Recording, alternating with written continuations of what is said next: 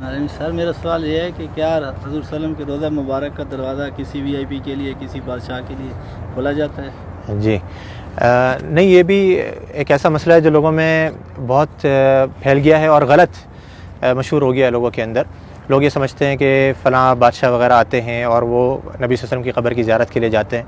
آپ کو عمومی طور پہ میں خلاصہ بتاؤں کہ یہاں کے بادشاہ بھی نبی صلی اللہ علیہ وسلم کی قبر کی زیارت نہیں کر سکتے ہیں، قبر کی یعنی کہ قبر تک نہیں جا سکتے ہیں۔ صحیح، ہم بھی جو جاتے ہیں، آپ نے دیکھا ہوگا ہم کہاں تک جا سکتے ہیں؟ جو جالی لگی ہوئی ہے، جالی یہ کس نے لگائی ہے؟ جالی یہ سعودی حکومت نے لگائی ہے، یعنی کہ پرانے زمانے میں جالی نہیں لگی ہوتی تھی۔ اس کے پیچھے، جالی کے پیچھے کیا ہے؟ بہت سے لوگ یہ سمجھتے ہیں، وہ جھانک کر کے دیکھ رہا ہوتا ہے کہ ہمیں قبر نظر آ جائے کسی طریقے سے۔ قبر ناممکن ہے کہ نظر آ جائے، کیونکہ جالی کے پیچھے 3 دیواریں ہیں۔ ایک تو آپ جانتے ہیں کہ گھر کی دیوار تھی، آپ صلی اللہ علیہ وسلم کہاں پہ مدفون کیے گئے؟ گھر کے اندر مدفون کیے گئے تھے۔ حدیث آتی ہے نبی صلی اللہ علیہ وسلم کی کہ نبیوں کا انتقال جہاں پر ہو جاتا ہے وہیں پر ہی دفن کر دیا جاتا ہے۔ تو صحابہ کرام میں بہت بڑا اختلاف ہوا تھا جب آپ صلی اللہ علیہ وسلم کا انتقال ہوا کہ کہاں پہ دفن کرنا ہے۔ انصار نے کہا کہ انصار کے علاقے میں، مہاجروں نے کہا کہ ہمارے علاقوں میں، ہر کسی نے اچھی سے اچھی تجویز دینے کی کوشش کری اور چاہا کہ ہمارے علاقوں میں ہو۔ قریب تھا کہ تلواریں نکل جائیں۔ حضرت ابو بکر رضی اللہ عنہ آئے اور آ کر کے حدیث سنائی کہ میں نے نبی صلی اللہ علیہ وسلم سے سنا ہے کہ نبی کا انتقال جہاں ہو جائے وہیں دفن کر دینا چاہیے۔ تو صحابہ کرام یہ تھے کہ جو ابھی جنگ چھڑنے والی تھی، فوراً تلواریں اپنے بند کر دی گئیں، اور ساری ہمارے درمیان میں بھی یہی ہونا چاہیے کہ جب حدیث آ جائے تو ہمارے درمیان کسی بھی قسم کا اختلاف ہو وہ فوراً ختم ہو جائے۔ تو آپ صلی اللہ علیہ وسلم کو دفن کیا گیا کہاں پر؟ دیکھا گیا کہ آپ کا انتقال ہوا ہے حضرت عائشہ کے گھر کے اندر۔ آپ صلی اللہ علیہ وسلم حضرت عائشہ کی گود میں سر رکھے ہوئے تھے، آپ بیماری کی حالت میں تھے، بہت زیادہ بخار کی تپش میں تھے، تو آپ صلی اللہ علیہ وسلم کو وہیں پر ہی مدفون کر دیا گیا جس جگہ پہ آپ کا انتقال ہوا۔ تو وہ جگہ کون سی تھی؟ گھر۔ اب گھر کی ظاہری بات ہے 4 دیواری تھی، 4 دیواری کے باہر کچھ عرصے کے بعد پرانے زمانے میں ہی ایک اور دیوار بنائی گئی جس کے 6 کونے تھے، 6 کونے، یعنی کہ عام طور پہ 4 کونے ہوتے ہیں نا گھر کی دیوار کے، اس کے 6 کونے بنائے گئے تھے۔ یہ 6 کونے کیوں بنائے گئے تھے؟ پیچھے کی طرف سے، قبلہ بھی اس طرف ہے، جنوب میں، مدینہ کا جنوب میں قبلہ ہے، گھر ادھر ہے، گھر کے پیچھے کا جو علاقہ ہے وہاں پہ تیکون بنایا گیا تھا۔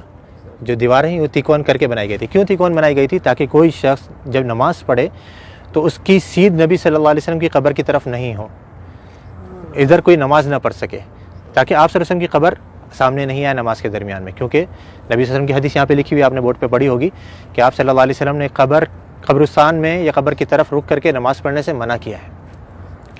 تو وہاں پہ یہ دوسری دیوار بنائی گئی۔ اب 2 دیواریں بنی ہوئی ہیں، تیسری دیوار ان دونوں دیواروں کے درمیان میں بنائی گئی، اس کے باہر نہیں۔ 2 دیواریں بنی ہوئی ہیں، ان کے درمیان میں یہ تیسری دیوار بنائی گئی۔ تو اس دیوار کے اوپر یہ گنبد کھڑا ہوا ہے، اس دیوار یا اس کے ساتھ میں کچھ چھوٹے موٹے ستون سے ہیں، ان کے اوپر یہ گنبد کھڑا ہوا ہے۔ یعنی جس سے میں نے ابھی تھوڑی دیر پہلے ذکر کرا تھا کہ جو اندر گھر کی دیوار ہے وہ تو کچی ہے، اس کے اوپر گنبد نہیں بنایا جا سکتا ہے، تو گھر کے باہر کی دیوار پر یہ گنبد کھڑا کیا گیا۔ تو اب یہ 3 دیواریں ہیں، یہ 3 دیواروں کے اندر جو پہلی دیوار تھی، سب سے گھر کی جو دیوار تھی، اس کے اندر پہلے زمانے میں ایک کھڑکی تھی، ایک دروازہ تھا، اور اوپر ایک روشن دان تھا۔ روشن دان وہاں سے ہوا ہے۔ کھڑکی اور دروازہ جو پرانے زمانے میں بند کر دیا گیا تھا، رہ گیا تھا روشن دان۔ وہ بھی کچھ عرصے کے بعد اس ڈر سے کہیں کوئی پرندہ اندر گر کر کے مر نہ جائے اور اس کی بسان بدبو وغیرہ اندر پھیلے، وہ بھی بند کر دیا گیا بالکل۔ تو اب کوئی اندر جانے کی جگہ باقی رہی؟ نہ دروازہ ہے، نہ روشن دان ہے، نہ کھڑکی ہے، تو بادشاہ بھی نہیں جا سکتے۔ ہاں اگر کوئی جن کو اللہ نے صلاحیت دی ہو کہ وہ دیوار پار کر کے اندر چلے جائے تو ممکن ہے، لیکن انسان نہیں جا سکتے۔ تو اب وہ جو لوگوں کو غلط فہمی ہوتی ہے وہ یوں ہوتی ہے، لوگ یہ سمجھتے ہیں کہ دیکھو ہمارے سامنے دروازہ کھولا گیا اور وہ بادشاہ صاحب یا فلاں وزیر اعظم جو اندر جا رہے ہیں، وہ جالی کا دروازہ کھولا گیا، وہ دیواروں کا دروازہ نہیں، وہ دیواروں کا دروازہ تو پیک ہے بالکل، اس کو یہاں کے بادشاہ بھی اندر نہیں جا سکتے۔ تو وہ جالی جو ابھی سعودی حکومت نے لگائی ہے وہ اس لیے لگائی ہے کہ پہلے زمانے میں لوگوں نے گھر کی دیوار سے برکت لینی شروع کر دی تھی، اس کو چوما چاٹی یا اسے مسا کرنا، اس کو چھونا، تو یہ غلط کام ہے۔ جیسے میں نے ابھی ذکر کرا کہ نبی صلی اللہ علیہ وسلم نے آثار کے تتبع سے منع کیا ہے، نبی صلی اللہ علیہ وسلم کے بتائی ہوئی شریعت کے مطابق ہم نے عمل کرنا ہے۔ آپ نے کیسے سلام کرنا ہے نبی صلی اللہ علیہ وسلم کے اوپر، آپ وہ سلام کریں گے آپ کو اجر ملے گا، ثواب ملے گا۔ آپ نے جو سلامتی کی دعا کرنی ہے حضرت ابوبکر صدیق کے لیے، عمر فاروق کے لیے، اس پر اجر ملے گا، سنت کے کاموں پر آپ کو اجر ملے گا۔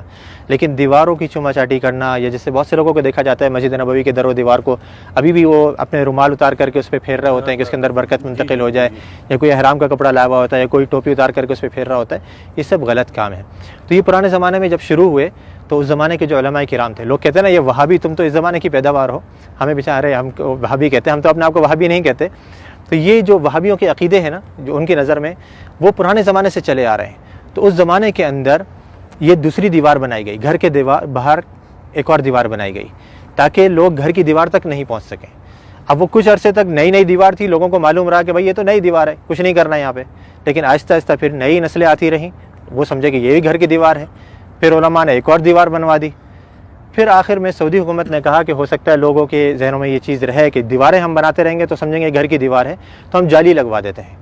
انہوں نے جالی لگوائی، لیکن لوگوں نے پھر بھی نہیں چھوڑا، وہ جالی کو بھی چوما چاٹی کے لیے پھر آخرکار مجبوراً سعودی حکومت کو وہاں پہ پولیس والوں کو کھڑا کرنا پڑا یا حیا والوں کو کھڑا کرنا پڑا تاکہ وہ لوگوں کو سمجھائیں اور آرام سے بتائیں کہ بھئی یہ چیز غلط ہے، مسح جو ہے وہ آپ نے حجر اسود کا کرنا ہے، اس کو چومنا ہے، اس کو آپ نے مسح کر سکتے ہیں، یا اس سے پہلے والا جو رکن یمانی ہے اس کو آپ چھو سکتے ہیں، ہاتھ لگا سکتے ہیں۔ یہ گھر کی دیواروں کو یا نبی صلی اللہ علیہ وسلم کے روضے کو ہم نے ہاتھ نہیں لگانا ہے، بلکہ یہاں پر آ کر کے ہم نے آپ کے لیے ادب سے سلام پیش کرنا ہے، سلامتی کی دعا کرنی ہے، تو وہاں پہ کوئی نہیں جا سکتا۔